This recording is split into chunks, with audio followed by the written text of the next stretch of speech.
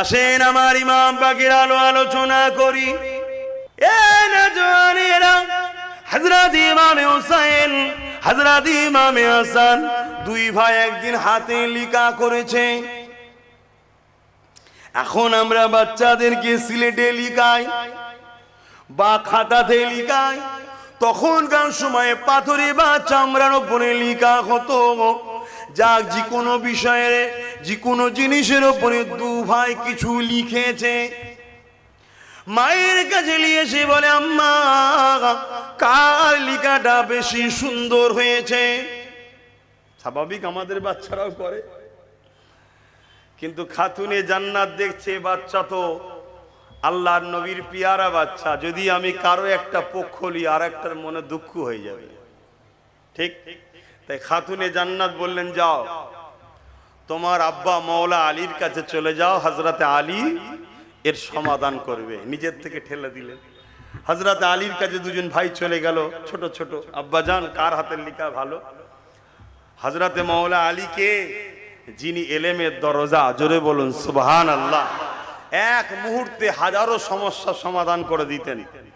তিনিও বাচ্চা দুটোর মুখের দিকে চেয়ে বলছেন, না, এই দুটো বাচ্চার মধ্যে কার পক্ষ নেব? আর একজন কষ্ট পাবে, এটা আলীর দ্বারা সম্ভব নয়।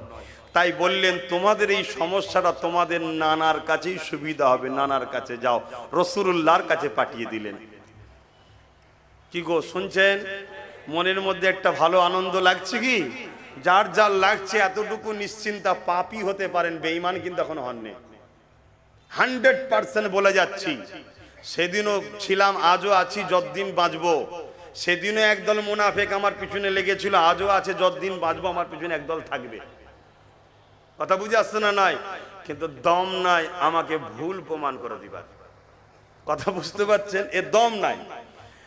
তো আপনারা যদি বিশ্বাস করেন, আমার কথাটাকে দিলে জায়গা দেন, দিলে জায়গা দেন, দিলে জায়গা দেন, তো রাসূলুল্লাহ দরবারে চলে গেলেন। আর আল্লাহর নবী হাসান হোসেনকে এত ভালোবাসতেন, যত জটিল সমস্যা থাকে না কত, যত জরুরি কথা থাকে না কেন, ফেরেশতা এসুক আর যেই এসুক, হাসান হোসেনকে যদি একবার নবী দেখতেন, সব কিছু কাজ রুকে দিয়ে দুজনকে কোলে করে নিয়ে আগে তাদেরকে আদর করতেন, তাদের কথা শুনতেন, তারা খুশি হয়ে চলে যেত, তারপরে দ্বিতীয় কাজে কাজ দিতেন। জোরে বলুন সুবহানাল্লাহ। আরো জোরে বলবেন না? ভেবে দেখুন, নবীর পিয়ারা, নবীর ভালোবাসা, কতটা ভালোবাসা। আল্লাহ নবী একদিন বসে আছেন, আল্লাহ নবীর এক কোলেতে হযরত মুহাম্মদ ইব্রাহিম বসে আছে। ইনি কে? আমার রাসূলুল্লাহ নিজের খুনের সন্তান। আর এক কোলে হযরত ইমাম হুসাইন বসে আছে। ইনি কে? আমার হযরত মাওলা আলী হুজুরের খুনের সন্তান। হঠাৎ করে জিবরাইল সাল্লাল্লাহু চলে আসলেন। আসসালাতু ওয়াসসালামু আলাইকা ইয়া রাসূলুল্লাহ হাবিবাল্লাহ। আল্লাহ পাকের মানসা এটা, আল্লাহ পাকের ইচ্ছা এটা। দুটোর মধ্যে একটাকে আপনি রাখতে পারবেন, দুজনকে একসাথে রাখতে পারবেন না। ইয়া রাসূলুল্লাহ হাবিবাল্লাহ, দুজনের মধ্যে থেকে আপনি কাকে রাখবেন, কাকে আল্লাহর রাহে কুরবান করবেন? এ যুবকেরা, তরুণেরা, বাপেরা, খুব মন দিয়ে বোঝেন। আল্লাহ যদি আমার নবীকে পরীক্ষা নেয়, তোমাকে আমাকে নেবে না, এটা কি হতে পারে? নেবে না, নেবে না? রিসেন্ট পরীক্ষা হাজারো চলছে। এ যুবকেরা, তরুণেরা, বাপেরা, হযরত ইমাম হুসাইন হুজুরের দিকে একবার আমার রাসূলুল্লাহ তাকাতে লাগলেন, আর একবার হযরত ইব্রাহিম নিজের খুনের বাচ্চা দিয়ে তাকাতে লাগলেন। আল্লাহ নবীর নূরের চোখ দিয়ে পানি ঝরতে লেগেছে, দাড়ি মোবারক দিয়ে বুকটা ভেজে যাচ্ছে। আহারে, কাকে দি কাকে ছাড়ি? দুটোই তো আমার কাছে প্রিয়। একটা আমার খুনের বাচ্চা, আর একটা হলো আমার অন্তরের ভালোবাসার বাচ্চা, আমার কলিজার টুকরি ফাতেমা সন্তান মাওলা আলীর খুন রয়েছে। কিন্তু আমি রাসূলুল্লাহ, আমার কাছে দুটোই তো বড় প্রিয়। এই সময়ে আল্লাহ নবী ফায়সালা টেনে দিলেন, ও হযরত জিবরাইল যান, আল্লাহ পাককে যে জানিয়ে দেন, আমি আমার ইব্রাহিমকে আমার হোসাইনের উপরে কুরবান করে দিলাম।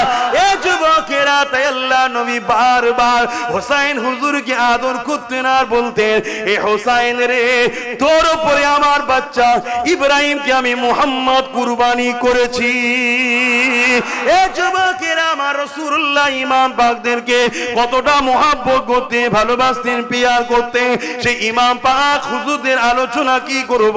আল্লাহ নবী, নূর নবী, দয়া নবী, রহমতের নবী আমার একদিন মদিনা নববী শরীফের মেম্বার থেকে নেবে নবী আমার মেম্বারে দাঁড়িয়ে খুতবা দিতে লেগেছে। ঠিক এমনই সময় দেখা যায় ইমামে হাসান হোসেন দু ভাই আস্তে আস্তে মদিনা মসজিদ নববী শরীফে ঢুকতে লেগেছে। বড় ভাই হযরতে হাসান আর ছোট ভাই হযরতে হোসাইন। ছোট ভাই তখনও আরো ছোট, তাই ঠিকভাবে চলন ঠিক হয় না, কোন রকম দুলে দুলে পা ফেলে ফেলে আল্লাহ নবীর মদিনা নববী শরীফে ঢুকতে লেগেছে। নবী আমার খুতবা দিতে লেগেছে। হঠাৎ করে আল্লাহ নবীর নজরটা যে ইমামে হাসান হোসেনের দিকে পড়েছে, আল্লাহ নবী খুতবাটা বন্ধ করে দিয়েছে। খুতবা বন্ধ করে দিয়ে আল্লাহ নবী আগে এসে এমন করে ইমামে হাসান হোসেন দুজনকে নবী আমার দুই কোলে নিয়ে বুকে করে জড়িয়ে ধরে আগিয়ে নিয়ে গিয়ে মেম্বারের উপরে বসিয়ে দিয়ে আল্লাহ নবী আবার খুতবা শুরু করেছে। নামাজ শুরু হয়ে গেছে। ঠিক এমনই সময় ইমাম হাসান হোসেন আল্লাহ নবীর পিঠ মুবারকে উঠে পড়েছে। দুদিকে পা দিয়ে নানা জানের চুল মুবারককে মজবুত করে ধরে আল্লাহ নবীর পিঠে তারা লাপালাপি করতে লেগেছে। নবী আমার মাথা তুলছে না, সিজদায় পড়ে যে সুবহান রাব্বিল আলা, সুবহান রাব্বিল আলা তাসবিহ পড়তে লেগেছে। দীর্ঘ সময় হয়ে যাচ্ছে। সাহাবাদের মধ্যে চিন্তা শুরু হয়ে গেছে, কেননা চারিদিকে নবীর দুশমন। হয়তো আমরা সবাই সিজদায় পড়ে আছি, কোন দুশমন ঢুকে গিয়ে রাসূলকে কি ক্ষতি করে দিল। সাহাবা সে যে কাতারে ছিল, হয়তো রাসূলকে ক্ষতি করে দিল নাকি। এত সময় কেন লাগে? কোনদিন নবী জামাতে বেশি সময় দিতেন না।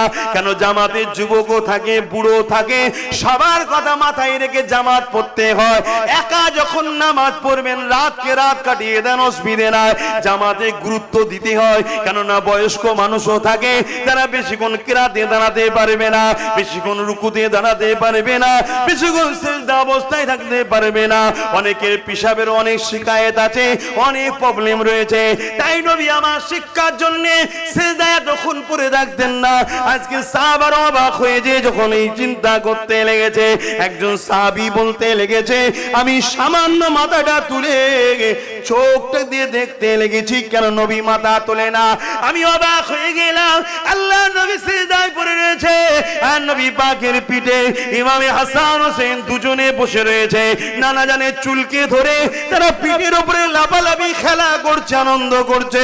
আর নবী তাই মাথা তুলছে না, কেন? তুললে বাচ্চা দুটো পড়ে যাবে। আমি এমন করে মনে করলাম যে হাতটা বাড়িয়ে হাসান হোসেনকে নামিয়ে নিয়ে যখনই হাত বাড়াতে গেছি, আমি অবাক হয়ে গেলাম। নূরের নবী কি ভালোবেসেছে বাচ্চা দুটোকে। হাতটা বগলের তলা দিয়ে আমাকে ইশারা করে জানাচ্ছে, খবরদার এই বাচ্চা দুটোকে আমার পিঠ থেকে নামিয়ে দেবে না। আরো জোরে বলুন সুবহান। নারে তাকবীর। ইমামে হাসান হোসেন, ইমামে হাসান হোসেন জান্নাতি যুবকদের সরদার। নারে তাকবীর। আহা, তাদেরকে ভালোবাসোই আমরা, শুধু মুখে না, বাস্তবেও ভালোবাসতে হবে। বলুন বাস্তবে। আমার ইমাম পাকের আখলাক কি ছিল, আমার ইমাম পাক কি করেছিল, এগুলো জানতে হবে। কি গো, হুজুরের কথা হবে তো নাকি? এখন অনেকের আবার আজকাল ধারণা যে হুজুরের কথা শুনে কি করব। শোনো, বোকার মতো কথা বললে হবে না। আমার রাসূল বলছেন, যারা আমার বাচ্চাদের কথা শুনে আনন্দের দিনে হাসি করে, আনন্দ করে, অর্থাৎ হুজুরের আনন্দের সাথে আমরা আনন্দ করি, হুজুরের দুঃখের সাথে আমরা দুঃখিত হই, আল্লাহ ওদের মৃত্যুটা দেবে সবথেকে উত্তম আফজাল জিহাদের দরজা দেবে। জোরে বলুন সুবহানাল্লাহ। এটা কোন পরিবার বুঝতে পাচ্ছেন? এটা কোন পরিবার? যে পরিবারে কোরআন এসেছে, যে পরিবারের সদস্যর জন্য আল্লাহ জান্নাত করেছে, যে পরিবারে সকাল সন্ধ্যা দুপুরে জিবরাইল আসতো, বিনা ইজাজতে ঘরে ঢুকতো না, সেই পরিবারের কথা বলছি। যে পরিবার আমাদের জন্য ঈমানের একটা পাঠ হয়ে গেছে, যে পরিবারের উপরে দরুদ না পড়লে নামাজ কমপ্লিট হয় না। ওয়ালা আলে মুহাম্মদ, আলে মুহাম্মাদের পরিবারের কথা বলছি। হাই দুঃখ, আজ আমরা দাড়ি ছেড়ে দিয়েছি অনেকে, ভালো আমরা মাথায় টুপি রেখেছি, ভালো নামাজ পড়েছি ভালো, কিন্তু আমাদের ইমামকে চিনতে পারলাম না, আমাদের মূল জায়গাটাকে আমরা সরে যাচ্ছি। হায় আল্লাহ আমাদেরকে হিদায়াত দান করে, বলুন আমিন। কাদের কথা আলোচনা করতে বসেছি? আল্লাহ নবী, নূর নবী, দয়ার নবী এই বাচ্চা দুটোকে কত ভালোবাসতো। অতএব ইমাম হাসান হোসাইনকে যারা ভালোবাসে তারা নবীর সুন্নতে সওয়াব পায়। জোরে বলুন সুবহানাল্লাহ।